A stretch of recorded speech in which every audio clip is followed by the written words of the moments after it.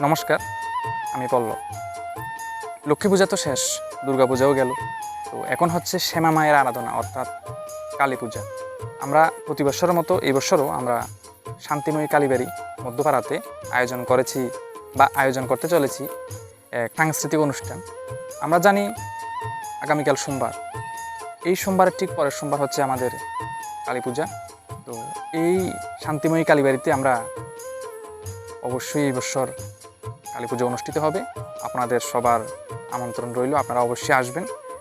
আমরা এই সোমবারে কিছু অনুষ্ঠানের আয়োজন রেখেছি।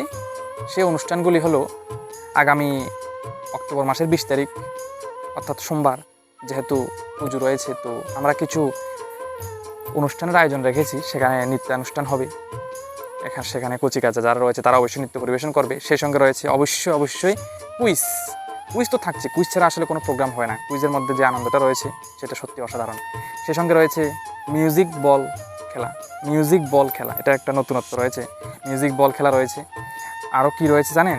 সেটা হলো আমরা আরও রেখেছি, আশা আছে একটা বর্তমান প্রেক্ষাপটের উপরে একটা নাটিকা প্রস্তুত করার, অর্থাৎ একটা নাটক মঞ্চস্থ করার আশা আছে।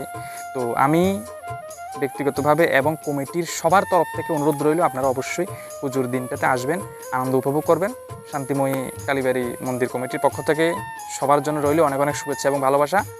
ধন্যবাদ সবাইকে। সবার সহযোগিতায় যাতে পূজার দিনটা বা পুজোটা সুন্দরভাবে সমাপ্ত হয়, আমি গ্রামবাসী সবার কাছে সহযোগিতা চাইছি।